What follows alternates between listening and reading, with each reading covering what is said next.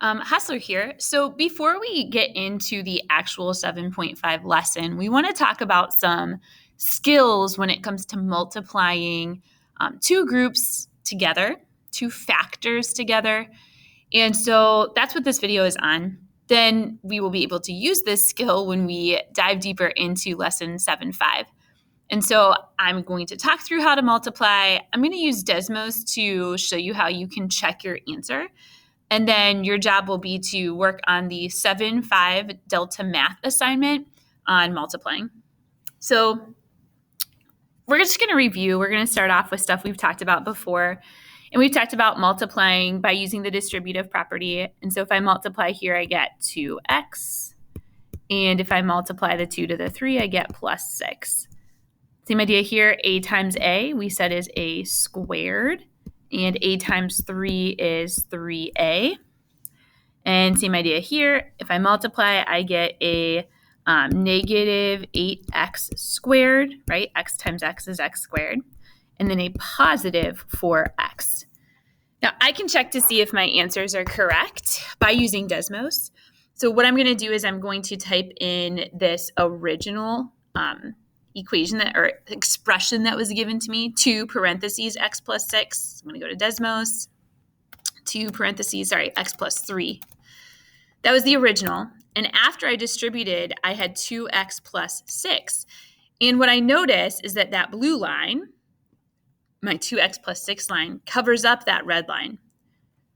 When I click to turn that blue line off, I see that red line in the exact same spot. And so that's how I know that I got this correct. Let's say that I go to distribute the 2, but I forget to distribute the 2 to the 3. So I think the answer is 2x plus 3. Well, when I go to check my answer, the original expression to my answer, I notice they are not the same. So I made a mistake. I forgot to distribute the 2. Oh yeah, if I distribute the 2, these are now equal. So from here on out, I can always type the original expression given in the first bar. I can type my answer in the second bar. And if those two are the same, then I know I have the correct answer. Okay. All right. Now we're going to move on and we're going to try the next problem. And so this next problem, same idea. We're going to distribute. We get a 4x squared. Then I get a minus 12x. Over here I get a minus 2x and I get a plus 6. And what I notice is I can combine those middle terms. And when I do that, I get a 4x squared minus 14x and a plus 6. And so really this is, again, review of things that we've done before. I'm only going to do one more on this page so that we can move on to the new material. So again, if I distribute, I get a negative 2x squared. I get a minus 10x. This next group, I get a plus 6x. And then I get a plus 30. And I can combine these middle two numbers to give me a final answer of negative 2x squared minus 4x and then plus 30. Okay. All right, so that is review material. I'm just distributing one term to all terms in that second group. So then the next problem that we did was this one. And I'm like, okay, well, what happens here, right? Because it's not like I just have one number that's being multiplied or distributed to the x plus 6. No, instead I have these two numbers, x plus 3. Okay, and so the question is, how do I deal with that? So we actually talked in class about two ways I can handle that. And the first way is called the box method. And the box method says, okay, let's form a box. And in that box, we're going to put 2 columns and 2 rows. And along the top of that box, I'm going to write the first group that I see here. These are called factors because I'm multiplying two things together. So the first group is x plus 3. And along the side, I'm going to write the second group, x plus 6. I'm going to write that plus 6 in front of the x. The whole idea here is to multiply. And so I want to show that I'm multiplying a positive 6. All right, I'm going to multiply x in this column to each term in each of these rows.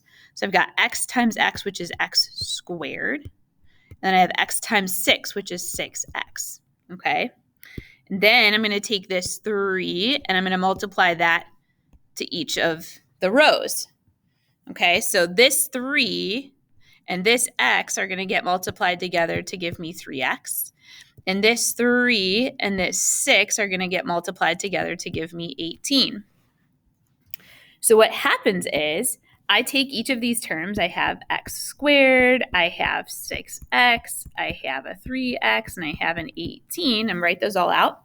And then I combine my like terms. I got x squared plus 9x plus 18. That would be my final answer. And again, I can check that by putting this original two groups being multiplied in Desmos. And I can put my final answer in Desmos. And they're going to be the same. I'm going to get a parabola because it's x squared. And they end up being the same parabola. Now, in class, we talked about another method. And I'm going to call this the break apart method.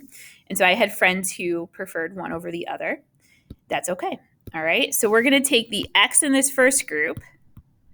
And we're going to multiply it by that second group, x plus 6. And then we're going to take the 3 in that first group. We're going to multiply that by that second group.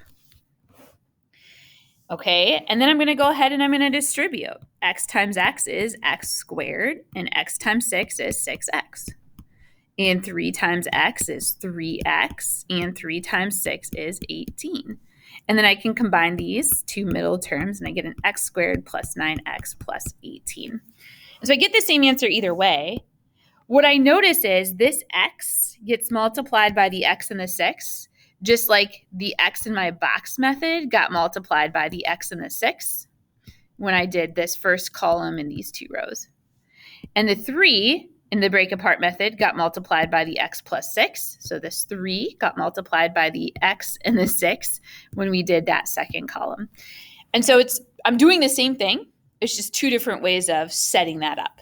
Okay, so it's your choice then on how you want to do that. I'm going to do one more showing both methods, and then from there on out, you can choose which method you prefer. Okay, and so let me do this one here. Okay, all right, so I'm going to do the box method to start. I'm going to set my box up.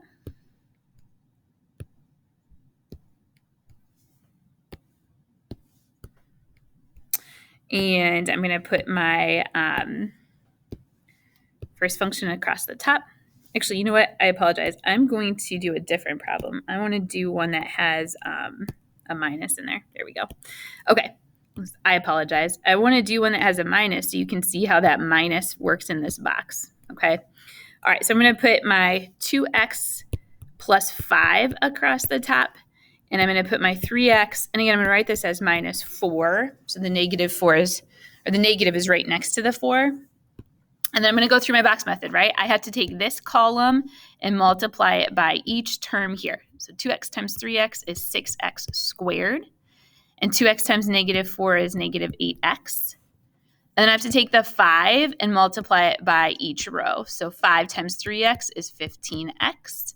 And 5 times negative 4 is negative 20. So I have 6x squared minus 8x plus 15x minus 20. So I get 6x squared plus 7x minus 20. Again, I can check on Desmos. The break it up method, I'm going to take this 2x and I'm going to multiply it by the 3x minus 4. And then I'm going to take my plus 5. And again, I'm going to multiply that by the 3x minus 4. And so when I do that, I distribute and I get 6x squared minus 8x. I get 15x minus 20. And so that gives me 6x squared plus 7x minus 20. You see, I get the same answer either way. It's just whichever method you prefer. Okay, let's talk about what happens when I'm given something that looks like this. And so we want to go back and review the idea of what it means to square something. When I square a term, it means I'm going to multiply that term by itself. So to see this group, x plus 9 being squared, it really means that I'm going to take x plus 9 and I'm going to multiply it by itself. That's it. And I'm going to work through the same thing that we did on the other two slides, either the box method or the break apart method.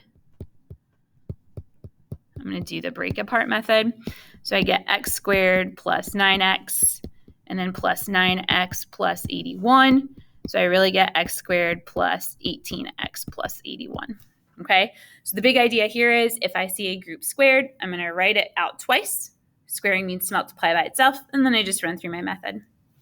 All right, there's one more idea that I want to bring into focus, and it's this idea of, oh no, now I have 1, 2, 3 things being multiplied. So let me just do a little aside over here.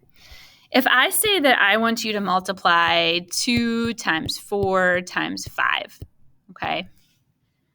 And I would say, how would you do that? Most people would say, okay, well, I'm going to multiply 2 times 4. That's 8. And I'm going to take that result and multiply it by what remains, that 5, and that gives me 40.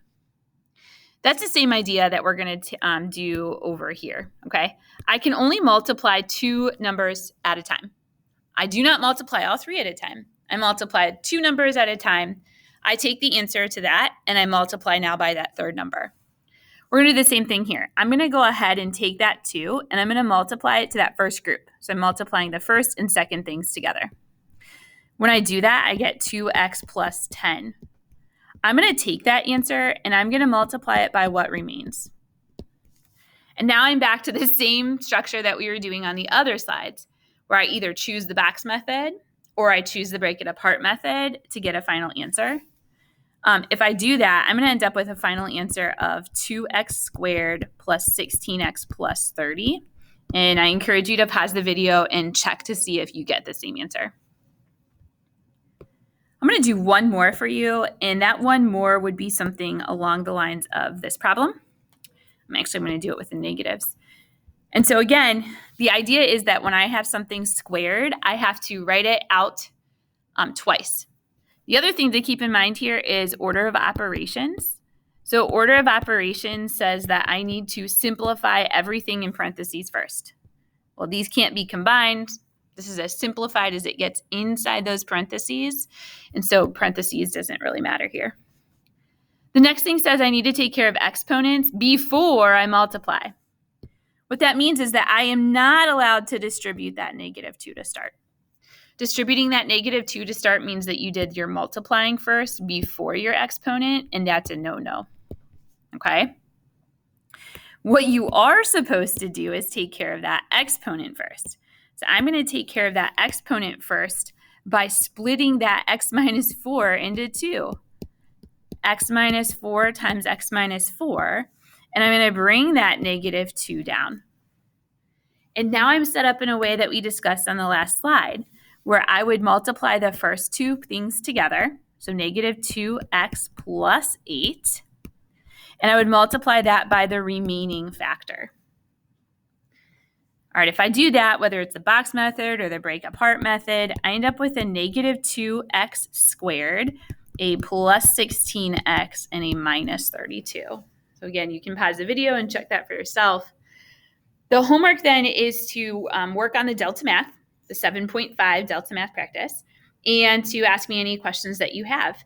There are remaining slides on here that I posted on Google Classroom, so if you want some more practice, feel free to work through those, and you can use Desmos to check your answer. If you have questions, let me know.